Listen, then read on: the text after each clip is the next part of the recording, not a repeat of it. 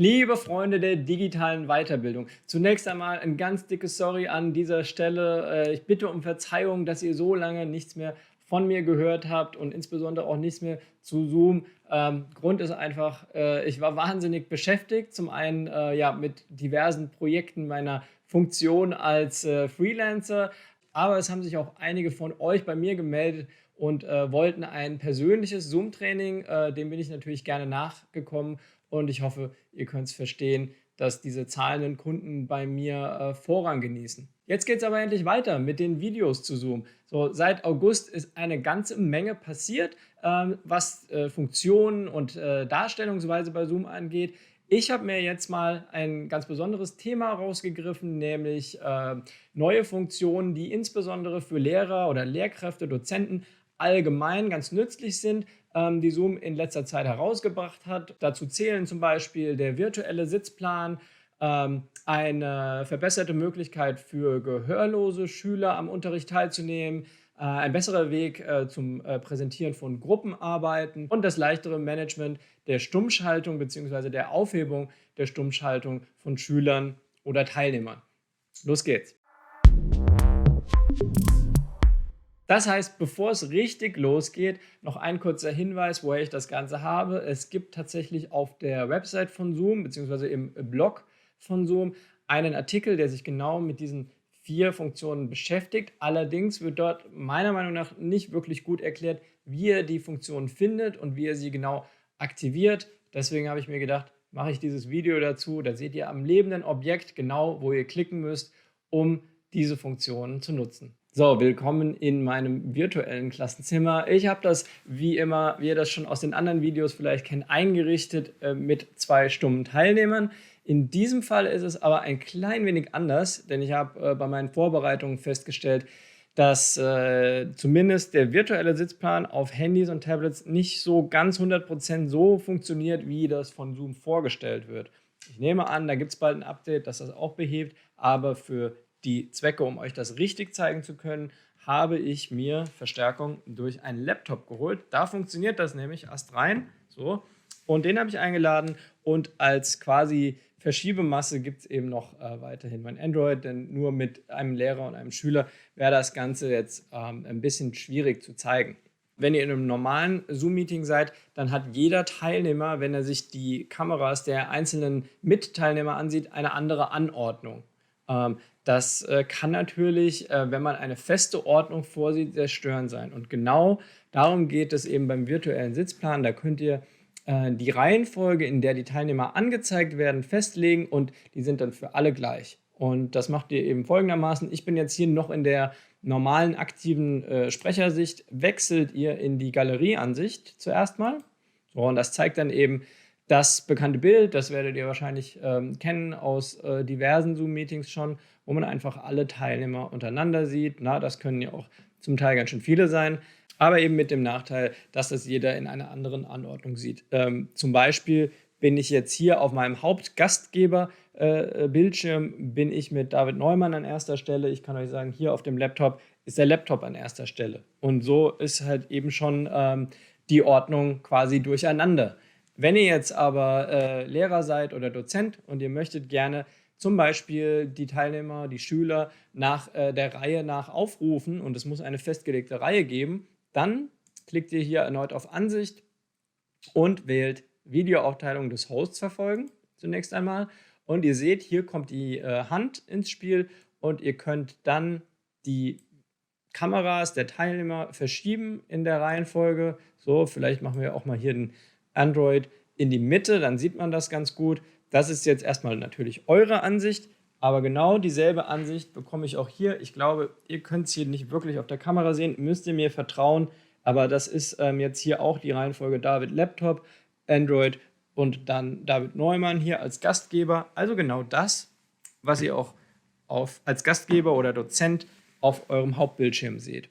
Und so funktioniert eben der virtuelle Sitzplan. Wenn ihr durchtauschen wollt, könnt ihr das jederzeit machen. Und wenn ihr die Aufteilung zurücksetzen wollt, so wie sie am Anfang war, dann könnt ihr hier auf Videoanordnung zurücksetzen klicken. Ihr seht, dann ist das wieder so, wie es bei mir am Anfang erschienen ist. Wichtig, was mir noch aufgefallen ist, ihr solltet zunächst mal, um dieses um diese Videoaufteilung des Hosts verfolgen, überhaupt als Option zu bekommen, solltet ihr zu Anfang mal überhaupt eine Änderung vornehmen, hier was verschieben und dann seht ihr das hier auf jeden Fall. Ich hatte jetzt Fälle, wo das erstmal nicht aufgetaucht ist, diese zusätzlichen Optionen, aber wenn ihr die Kameras hier verschiebt, der Teilnehmer, dann kommt das auf jeden Fall und dann klickt ihr hier einfach dran.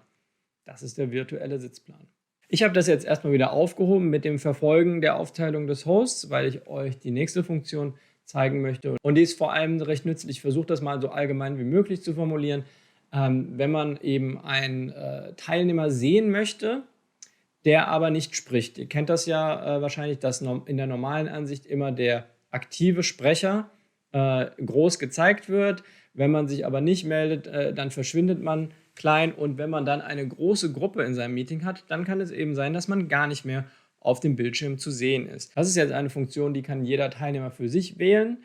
Ihr könnt jetzt Teilnehmer euch aussuchen mit dem sogenannten Pinnen, die immer angezeigt bleiben. Wenn ihr hier auf Pinnen geht, ihr klickt also auf denjenigen, den ihr immer sehen wollt, klickt auf Pinnen und dann habt ihr sichergestellt, dass dieser Teilnehmer immer im Sichtfeld bleibt. Ich kann auch mehrere Teilnehmer pinnen, ja, so ein Pin-Video hinzufügen, dann werde ich immer diese beiden Teilnehmer in dem Fall zu sehen bekommen im großen Fenster. Wenn ihr zum Beispiel jemanden habt, der Gebärdensprache durchführt und ein gehörloser Schüler ist im Meeting anwesend, dann könnte sich der gehörlose Schüler, die gehörlose Schülerin den Gebärdendolmetscher immer fest auf eine Kamera holen oder beziehungsweise pinnen, die immer angezeigt bleibt. Das heißt, dass die dann nicht verschwindet. Oder aber vielleicht habt ihr ja so einen gewissen Kandidaten, den ihr ganz gern immer im Blick haben wollt, generell. Auch dann ist dieses Pinnen hier eine ganz gute Möglichkeit, wenn jemand gerne mal nicht aufpasst oder vielleicht irgendwie schummelt oder irgend sowas. Ich glaube, da fallen einem viele Beispiele für ein. Also immer, um ein bisschen ein besonderes Auge auf jemanden zu haben, ist diese Pinnen-Funktion eben sehr sinnvoll. Wichtiger Unterschied bei dem Pinnen: Das Pinnen macht ihr nur für euch. Das heißt, das hat keine Auswirkung auf das, was andere sehen. Deswegen ist es eben auch eine Funktion, die die Schüler nur für sich beanspruchen können. Jetzt kommen wir aber noch zu einem anderen Fall und das ist eben, wenn eine Gruppe von Schülern etwas präsentieren möchte oder auch in einem anderen Kontext, wenn ihr eine Panel-Veranstaltung habt und die nicht mit dem Zoom-Webinar durchführt, sondern eben mit dem normalen Zoom-Meeting, gibt es eine Möglichkeit, dass die präsentieren, immer gezeigt werden. Im Gegensatz zum Pinnen ist nämlich das Spotlight eine Möglichkeit für alle Teilnehmer, gewisse Personen in den Mittelpunkt zu stellen. So, wichtige Voraussetzung ist dafür, dass die Kamera an ist. Ihr seht, hier habe ich diese Funktion, Spotlight für jedermann nennt sich die. Ein bisschen merkwürdig benannt vielleicht, aber mit dem Jedermann soll eben ausgedrückt werden, dass das für alle gilt, wenn ihr hier jemand in das Spotlight holt. Hier beim Android habe ich die Kamera ausgeschaltet. Da seht ihr, habe ich diese Möglichkeit nicht. Geht also nur, wenn die Teilnehmer des Meetings auch ihre Kamera angeschaltet haben. Jetzt mache ich mal Spotlight für jedermann, komme in groß und tada, ich hole wieder meinen Laptop hier hervor und sehe, ja, das ist eben die Einstellung, die von der Hauptkamera kommt. Ich kann das auch mit mehreren Personen machen, also ich kann auch mehrere Teilnehmer ins Spotlight holen und ihr könnt das mit bis zu 9 Personen machen. Also diese Personen, Voraussetzung ist, Kamera ist an, werden dann immer gezeigt. Und so habt ihr eben zum Beispiel eine Gruppe von Schülern, die was präsentieren und die dann für die Klasse im virtuellen Klassenzimmer immer präsent und sichtbar sind. Und die letzte Funktion, die ich euch in diesem Video für Zoom für Lehrkräfte vorstellen wollte, ist eben die leichtere Handhabung von Stummschalten und vor allem dem Wiederaufheben der Stummschaltung. Also wenn man sich den bisherigen Weg ansieht, war es ja so, ich hätte hier alle stumm geschaltet und dann müsste ich hier meinem Laptop die Aufhebung der Stummschaltung erstmal nahelegen, indem ich hier diesen Button klicke. Dann bekomme ich hier eine Nachricht, aha, der Gastgeber möchte, dass du die Stummschaltung aufhebst und dann habe ich hier die Wahl, ob ich stumm bleiben will oder eben die Stummschaltung aufhebe. So, und das kann natürlich im Einzelfall ziemlich zeitverzögernd wirken, sodass ihr je nachdem, wie die Klasse bzw. das Teilnehmerfeld eben aussieht, hier die Option wählen könnt, dass die Teilnehmer eigenmächtig die Stummschaltung aufheben können. Ja, und das ist das Management der Stummschaltung, was hier um einen kleinen Ticken verbessert wurde, aber ich glaube, das ist so eine kleine Veränderung, die durchaus viel bewirken kann. Ja, und damit sind wir auch schon durch mit den 4 kleinen Tricks für Lehrer und Dozenten oder Lehrkräfte allgemein, die ihren Unterricht in Zoom stattfinden lassen wollen. Ich hoffe, da war was für euch dabei, was euch auch weiterhilft bei der Organisation eurer Zoom-Meetings. Man muss ja nicht zwangsläufig ein Lehrer sein, um diese Funktion anzuwenden. Wenn was für euch dabei war und ihr denkt, das war hilfreich, dann freue ich mich wie immer über ein Abo meines Kanals. Ich verspreche auch, dass ich häufiger wieder Videos machen werde in den kommenden Wochen. Nochmal sorry an dieser Stelle. Ja, und ihr könnt euch einfach auf meinem Kanal umsehen. Da gibt es ja schon eine ganze Menge von Tipps und Tricks zu Zoom. In diesem Sinne verabschiede ich mich für heute und wir sehen uns hoffentlich bald wieder hier. Bis dann. Ciao.